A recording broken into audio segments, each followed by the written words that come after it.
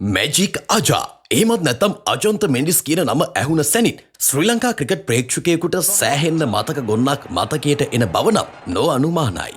අජන්ත ජාත්‍යන්තර තරඟ 145කට පමණක් ශ්‍රී ලංකාව නියෝජනය කළත් තමන්ගේ කෙටි ක්‍රිකට් දිවියේ අජන්ත මෙන්ඩිස් ලොව කාටත් මතකයේ රැඳෙන පන්දු යැවීමක නිරත වුණේ වාර්තා පිට වාර්තා තබමින්. ඉතින් අද වීඩියෝවෙන් අපි ඔබ වෙත ගෙනෙන්නේ අජන්ත මෙන්ඩිස් ජාත්‍යන්තර ක්‍රිකට් පිටියේ වාර්තා කරපු හොඳම පන්දු යැවීම් 10 ගැනයි. මේ දවස්වල අතේ සතේ නැතුවද ඉන්නේ? ආස නැද්ද? ඔයගේ ක්‍රිකට් දැන්ම පොඩ්ඩක් පාවිච්චි කරලා අතට ගානක් හොයාගන්න. එහෙනම් දැන්ම මෙල්බෙන් එක්ක එකතු වෙන්න. ඔයාට කරන්න තියෙන්නේ මැච් එක පටන් ගන්න කලින් දිනන කණ්ඩායම වැඩිම ලකුණුලාභියා වැඩියෙන්ම 4-6 පහරවල් ගහන්නේ කවුද වගේ දේවල් අනුමාන කරන්න විතරයි. ඔයාගේ අනුමානය හරි ගියොත් සල්ලි තමයි. ඔයා දිනන සල්ලි ඔයාගේ බැංකු ගිණුමට කෙලින්ම ගන්නත් පුළුවන්. ඉතින් ඔයාලා මෙල්බෙට් එක එකතු වෙද්දී මෙන්න මේ ප්‍රොමෝ කෝඩ් එක යූස් කළොත් රුපියල් 30000ක මුදල් දීමනාවක් දිනා ගන්න ලොකු chance එකක් තියෙනවා. අංක 10 2009-2020 ලෝක කුසලානියේ මූලික වටේ පළමු තරඟයේදී ප්‍රබල ඕස්ට්‍රේලියානුවන්ට එරෙහිව පන්දුවෙන් දස්කම් දක්වන්නට අජන්ත සමත් වුණා. ඒ තමන්ගේ පන්දුවාර 4 තුලදී ලකුණු 20ක් පමණක් ලබා දෙමින් ෂීන් වෝන්, රිකි පොන්ටින් සහ මයික් හසීගේ කඩලු 3 දවා ගනිමින් සංගකාරගේ නොදැවුණු අර්ධ ශතකයත් සමග ශ්‍රී ලංකාව ජයග්‍රහණය සොයා ගනිද්දී පන්දු යැවීමේ වීරයා බවට පත්වුණේ අජන්ත මෙන්ඩිස්. අංක 9 2014 වසරේ බංග්ලාදේශයේ ටෙස්ට් තරඟ සංචාරයකට සහභාගී වුණු අජන්ත එහි දෙවන ටෙස්ට් තරඟයේදී බංග්ලාදේශ පළමු ඉනිම තනිවම මෙල්ල කරන්න සමත් වෙන්නේ ඔහු රතු පැහැති පන්දුවේද විශිෂ්ටයෙකු බව නැවත නැවතත් ලෝකයට සනාථ කරමින් බංග්ලාදේශ පිතිකරුවන් අනෙකුත් ශ්‍රී ලංකා පන්දු යවන්නන්ට හොඳින් පහර දෙමින් ලකුණු 400ක ලකුණු පුවරුවක් ලබා ගත්තත් අජන්ත මෙන්ඩිස් ලකුණු 99ක් පමණක් ලබා දෙමින් බංග්ලාදේශ කඩලු 6ක් ලබා ගන්න සමත් වෙනවා. තරගයේ ජය පරාජයෙන් තොරව අවසන් වුණත් අජන්තගේ ලකුණු 99කට ලැබූ කඩලු 6 ඔහුගේ හොඳම ටෙස්ට් පන්දු යැවීම ලෙසින් වාර්තා වෙනවා. අංක 8 2009 ඉන්දිය කණ්ඩායමේ ශ්‍රී ලංකා එක්දින සංචාරයේ 6 වන තරගයේ ආර් ප්‍රේමදාස පිටියේ පළමුවෙන් පන්දුවට පහර දුන් ශ්‍රී ලංකා කණ්ඩායම රැස් කළේ ලකුණු 227ක් පමණයි.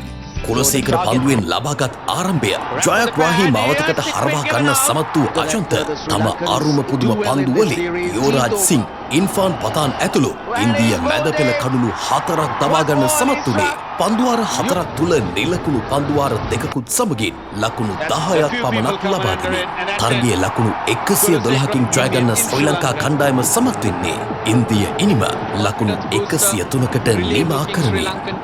අංක 7 2009 ICC 2020 ලෝක කුසලානේ ට්‍රෙන්ට් බ්‍රීච් ක්‍රීඩා පිටියේ එංගලන්තයට එරෙහිව තරගයේදී ශ්‍රී ලංකා කණ්ඩායම ලබා දුන් ලකුණු 139ක ඉලක්කය හඹා යමින් සිටි නවසීලන්ත මැද පෙළ සුණු විසුණු කරන්නට අජන්ත සමත් වුණේ තමන්ගේ පන්දුවාර 3 තුල ලකුණු 9කට කඩලු 3ක් බිඳ දමමින්. ශ්‍රී ලංකාවට හැමදාම හිසරදයක් වන රෝස් ටේලගේ කඩුල්ල තරගයේ ජයග්‍රහණයට ඉතාම වැදගත් වූවා පමණක් නොවේ අජන්ත තරගයේ වීරයා ලෙසින්ද නම් කෙරුණා.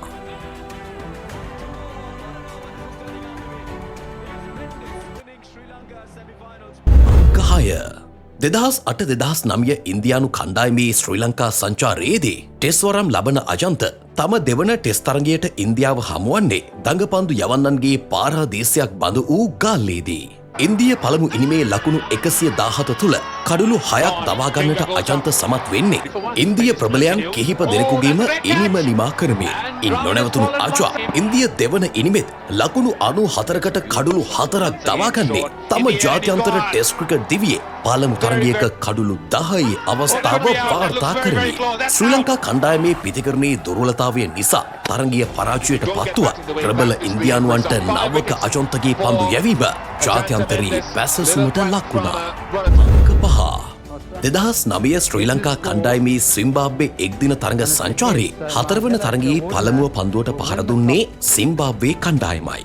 සිම්බාබ්වේ ආරම්භක පිතිකරුවන් ලබා ගන්නා ආරම්භය සම්පූර්ණයෙන්ම වතුරේ යැවූ අජන්ත මෙන්ඩිස් සිම්බාබ්වේ ඉනිම තනිවම සුණු විසුණු කර දැමුවේ තමා යැවූ පන්දුවාර 9 තුල ලකුණු 29කට කඩලු 6ක් දවා ගනිමින්. කිසිදු සිම්බාබ්වේ පිතිකරුවෙකුට ලකුණු 35 සීමාවට ළඟා වන්නට නොහැකි වෙද්දී ඔවුන් ලබාගත්තේ ලකුණු 146ක් පමණයි.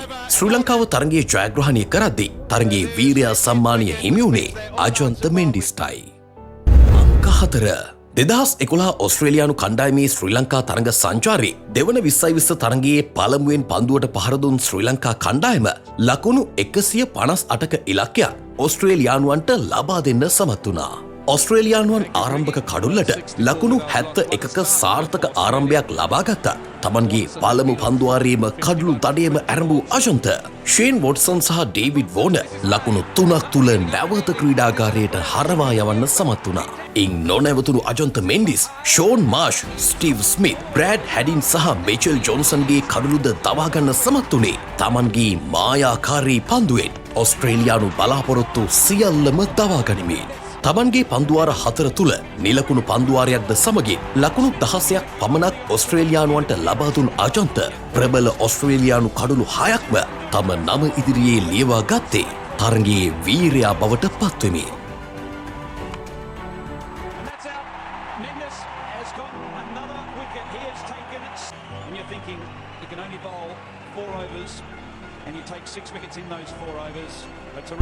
තුන 2012-20 ලෝක කුසලානයේ අවසන් තරගය අපි කාටත් අමිහිරි මතක රැසක් එක් කරන්නට සමත් වෙච්ච තරගයක් බවට අමුතුවෙන් කිව යුතු නෑ. නමුත් එදා මාලන් සැමුවල්ගේ ඉනිම නිසා වැසුණු අජන්තගේ හොදකලා සටන නම් ශ්‍රී ලංකා ක්‍රිකට් ඉතිහාසයේ වඩා සුවිශේෂීතම අවස්ථාවක්. නම් දැරූ පන්දු යවන්නන් සියල්ලටම බටහිර ඉන්දිය කොදෙව්වන්ගේ පහර පිට පහර එල්ල වෙද්දී ක්‍රිස් ගේල්, කිරන් පොලාඩ්, ඩ්වයින් බ්‍රාවෝ සහ ආන්ඩ්‍රේ රසල් යන ප්‍රබල පිතිකරුවන් 4 දෙනාගේම ඉනිම් වලට තිත තබන්නට අජන්තගේ මැජික් පන්දුවට හැකි වුණේ ශ්‍රී ලංකාවට බලාපොරොත්තුවක් ගෙන දෙමින්. පන්දුවාර 4 තුර ලකුණු 12ක් පමණක් ලබා දෙමින් කඩලු 4ක් ලබාගත් මෙන්ඩිස්ගේ පන්දුවාරයක සාමාන්‍ය දැක්ුණේ ලකුණු 3ක් ලෙසින්. මාලන් සැමුවල්ගේ පිත්ත සමස්ත ශ්‍රී ලංකාවම හැඩුවත් අජන්ත එදා පෑ වික්‍රමය නම් අපට අමතක නොවන බව නොඅනුමානයි. අංක 2 2012-20 ලෝක කුසලානයේ ආරම්භක තරගය පැවැත්වුණේ සත්කාරක ශ්‍රී ලංකා කණ්ඩායම සහ සිම්බාබ්වේ කණ්ඩායම අතරයි. තරගයේ පළමුවෙන් පන්දුවට පහර දුන් ශ්‍රී ලංකා කණ්ඩායම ලබා දුන් ලකුණු 182ක ඉලක්කය හඹා ගිය සිම්බාබ්වේ කණ්ඩායම ලකුණු 100කට සියල්ලන් දෙවි ගියා. නමුත් ඒ තරගයේ අජන්ත මෙන්ඩිස් පන්දුවෙන් දැක් වූ දස්කම් සමස්ත 2020 පිටියම උඩු යටිකුරු කරන්න සමත් වුණේ ක්‍රිකට් විශේෂඥයන් පවා මවිත කරමින්.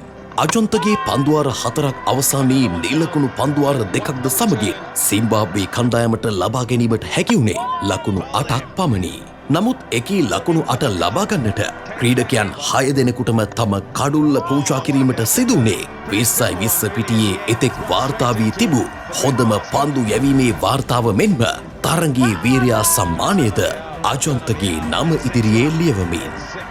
අංක 1 අජන්ත මෙන්ඩිස් නමින් කොතරම් වාර්තා තිබුණත් අජන්ත මෙන්ඩිස් නම් පන්දු යවන්නාගේ මායාවන් ක්‍රිකට් ලෝකයේම දැනගත්තේ 2008 ආසියානු කුසලාන තරගාවලියේ අවසාන මහා තරගයේදී.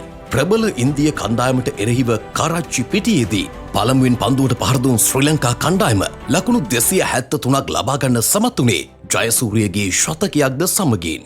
ඉන්දිය පිළිතුරු ඉනිමට අතිසාර්ථක ආරම්භයක් ලැබූ ශෙවාග් වේගවත් ආරම්භයක් ලබා ගනිද්දී රාත්‍රී පින්නත් සමග ඉන්දිය ප්‍රහාරය තව තවත් දරුණු වෙද්දී අජන්ත මෙන්ඩිස් නම් වූ අග්‍රගණ්‍ය පන්දු යවන්නා ජාත්‍යන්තර පිටියේ තම නම සටහන් කරන්නේ එවන් අවස්ථාවකදීය. ශෙවාග්ගේ ඉනිමට තිත තබමින් ඔහු ලබාගත් කඩුළු දඩේම අවසන් වුණේ එක් කඩුල්ලකට ලකුණු 76ක් ලබා සිටි ඉන්දිය ඉනිමේ මැද පෙළ කඩුළු 4ක්ම ලකුණු 20ක් තුල දවා ගනිමින්. නමුත් ශෙවාග්, රයිනා, යුවරාජ්, රෝහිත් ශර්මා දවාගත්තද ඔහු නැවතත් ඉනිමේ අගභාගයේ ක්‍රියාත්මක වූයේ තම මායාකාරී පන්දු වලින් ඉන්දිය මැද පෙළ සහ පසු පෙළ පිතිකරුවන් අන්ද මන්ද කරවමිනි. ඉන්දිය ඉනිම ලකුණු 173කට සීමා වෙද්දී පන්දුවාර 8ක් පමණක් යවූ අජන්ත මෙන්ඩිස් ලකුණු 13කට ඉන්දිය කඩුළු 6ක්ම දවාගෙන තිබුණේ තරගය ජයග්‍රහණය කරා ගෙන යමින්ය. අජන්ත මෙන්ඩිස් ලෝකයේම මවිත කරමින් මැජික් අජා වන්නේ එයින් පසුවයි. පන්දු ආරේ පන්දු 6 ආකාරයකට යවමින් ලොව පුරා පිතිකරුවන් අසරණ කළ ආචන්ත මෙන්ඩිස් අදටත් අපේ මතකයේ රැඳී සිටින්නේ තීරණාත්මක තරඟාවලි වලදී ඔහු දැක්වූ විශිෂ්ට දක්ෂතා නිසාමයි. ක්‍රීඩකයෙකුගේ විශිෂ්ටත්වය රඳා පවතින්නේ ඔහු ක්‍රීඩා කරන තරඟ ප්‍රමාණය මත පමණක්ම නොවේ. එයට ආචන්ත මෙන්ඩිස්ටත් වඩා සුදුසු උදාහරණයක් සොයා යන්නට නම් ඉතාම අපහසු වේවි. අජන්ත මෙන්ඩිස් ඔබ අපේ මතකයේ සදා ඉහළින්ම රැඳේවි. Most importantly, when Sri Lanka needed it badly, they were under the pump after Shane Watson